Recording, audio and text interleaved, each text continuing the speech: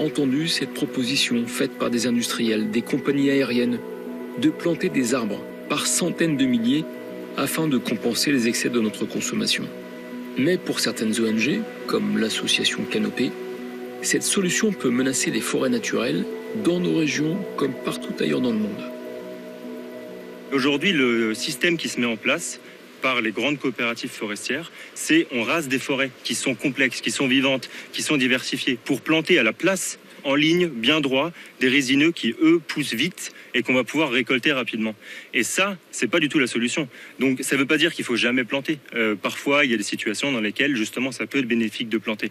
Mais planter à tout prix et dire, regardez, c'est génial, je plante des arbres, alors qu'en fait, ce qu'on cherche à faire, c'est créer une forêt facile à exploiter, avec des grosses machines bien en ligne où on tue toute la biodiversité, ça c'est pas du tout la même chose et ça c'est dangereux.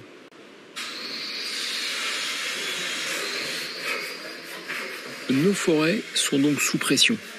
Les produits issus des arbres comme le bois, le papier ou le carton massivement utilisés par le commerce en ligne sont de plus en plus demandés. Rien qu'en Centre-Val de Loire, 20 000 personnes vivent de l'exploitation des forêts.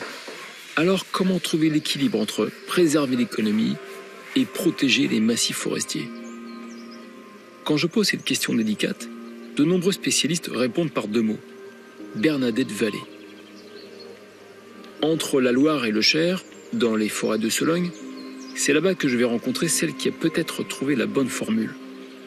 Depuis 30 ans, Bernadette Vallée conseille les propriétaires forestiers de la Sologne. Son expérience est si précieuse qu'elle leur permet de produire du bois même quand les aléas du climat mettent leurs arbres en péril. Ici, on est sur une parcelle de 4,5 hectares qui était composée de chênes et d'un taillis de châtaignier qui a très violemment subi la sécheresse de 2019-2020. Et c'est pas vraiment de gaieté de cœur, il a fallu tout couper. Pourquoi c'est pas de gaieté de cœur que vous n'avez pas gardé ces arbres ? Alors la coupe de taillis est une opération assez radicale, qui est très brutale d'un point de vue sylvicole et qu'on a en général tendance à éviter. Vraiment, si on peut faire autre chose, on fait autrement. Malheureusement, ici, il n'y avait pas le choix. Tout le taillis de châtaignier, le taillis de bouleau, tout était mort. Et il fallait donner un maximum de chance aux chênes que l'on voit ici à se régénérer naturellement. Au fil des saisons, au gré des tempêtes et des canicules, Bernadette Vallée a pris conscience de la fragilité du milieu forestier. Mais une découverte réalisée au bord des routes de Sologne lui a fait l'effet d'une révélation. J'ai eu l'idée d'utiliser les photos aériennes qui remontent 10, 20, 30 ou 40 ans en arrière. Et je les ai comparées avec des photos beaucoup plus récentes et plus actuelles parce que j'étais étonnée de ce que je trouvais sur le terrain. Alors c'est assez flagrant sur ce type de photo. On peut tout à fait constater qu'au lieu d'avoir une belle forêt avec des grands chênes et un fond vert bien fourni, on trouve de plus en plus une forêt mitée avec des taches jaunâtres qui sont synonymes d'apparition de graminées ou de ronces et que ces taches jaunâtres ont tendance à s'agrandir et à augmenter en superficie. Ouais.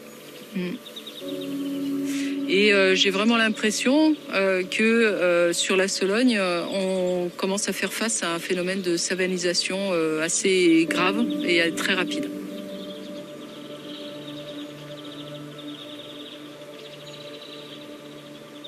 Alors ce phénomène m'inquiète parce que cela veut tout simplement dire la perte d'un écosystème forestier. On retrouverait une biodiversité de landes très différente de celle que l'on connaît aujourd'hui. Et cela voudrait dire aussi réorienter complètement la destination de certaines terres qui sont aujourd'hui des terres forestières. Cette prise de conscience a agi comme un déclic sur Bernadette Vallée. Ma façon d'aborder la sylviculture a évolué par rapport au début de ma carrière. Alors aujourd'hui, ma façon d'intervenir en forêt, c'est de préserver au maximum le vivant. L'idée, c'est d'arriver à aider les écosystèmes à être le plus résilients possible en tant qu'écosystème forestier. C'est plus forcément que la production de bois, et loin s'en faut. Il nous faut aujourd'hui avoir des forêts résistantes au changement climatique plutôt que des forêts qui sont là pour produire du bois. Anticiper les effets du réchauffement de l'atmosphère sur les arbres, comme le fait Bernadette, est encore loin d'être une conviction partagée par tous les professionnels de la forêt.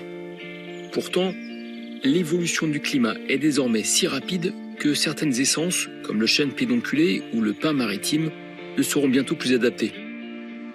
Alors quels arbres planter pour continuer à produire du bois et préserver une forêt naturelle riche en biodiversité? À 20 km au nord de Tours, à Nouzilly, dans l'Indre-et-Loire, des scientifiques imaginent la forêt de demain. Au printemps 2021, sur 3 hectares d'un laboratoire à ciel ouvert cofinancé par l'association Duramen, les chercheurs de l'INRAE ont commencé une expérimentation qui va durer une dizaine d'années. 3000 pousses de cèdre de l'Atlas y ont été plantés. Cet arbre pourrait être une réponse aux futures conditions climatiques. Les graines à l'origine de ces pousses plantées à Nouzilly ne sont pas n'importe quelles graines, mais celles des tout premiers cèdres de l'Atlas plantés en France en 1880.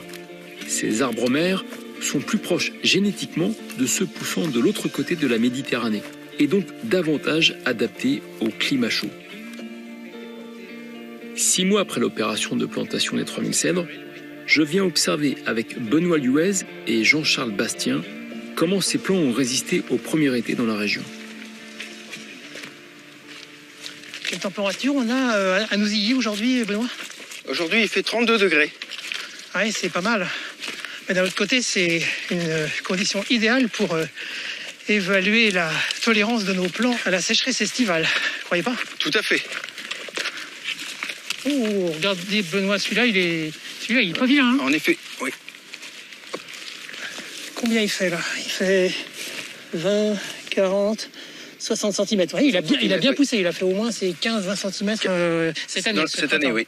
On va regarder le suivant. Ah, celui-là, il est quand même nettement plus petit. Ouais, c'est probablement un des arbres qui, parmi les autres, pour lequel on a coupé l'alimentation en eau l'année dernière pour simuler une sécheresse estivale. Et il n'est pas prêt de rattraper son frère. Hein. Les années futures nous le diront. Les années futures nous le diront, oui. Au cours de l'expérimentation, les chercheurs vont sélectionner les pousses résistant le mieux aux canicules, mais aussi aux tests qu'ils vont leur faire subir. Puis les semences des arbres les plus résilients seront récoltées pour alimenter un verger à graines dans lequel les reboiseurs pourront puiser. Si l'expérimentation confirme la résilience du cèdre de l'Atlas, cet arbre pourrait être beaucoup plus présent dans les forêts françaises d'ici 30 ou 40 ans. C'est un moment historique parce que on est aux prémices d'une longue aventure qui va durer plusieurs décennies, dont pour la plupart d'entre nous on ne verra pas la fin. Et vous comprenez bien que aujourd'hui, on prépare les graines de cèdre des reboisements de demain. Le cèdre de l'Atlas n'est pas le seul arbre qui intéresse les scientifiques. Dans une autre parcelle expérimentale du centre INRAE de Nouzilly, la croissance de 350 pousses de Pinthéda est observée de près par les généticiens forestiers. Ce résineux, répandu dans le sud des États-Unis, mais absent de nos forêts, pourrait être planté en nombre pour produire du bois, mais aussi pour reboiser des forêts en dépérissement. 3, presque et demi. Ouais. Le GIEC nous prédit, vous le savez, des augmentations de température très significatives, des augmentations de fréquence de sécheresse estivale, mais aussi, on le sait moins, des augmentations de fréquence de tempêtes. On sait, par l'expérience du massif landais, que cette espèce résiste mieux au vent que le pin maritime. Il n'est peut-être pas complètement insensible, mais il résiste mieux que le pin maritime.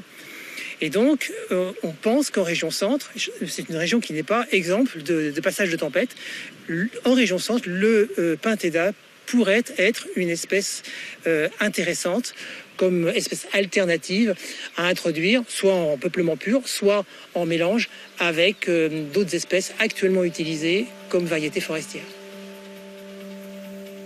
L'avenir de nos forêts ne se joue pas uniquement en Sologne ou dans les champs d'expérimentation de l'INRAE, mais aussi dans les villes, là où vivent 75% des habitants de la région.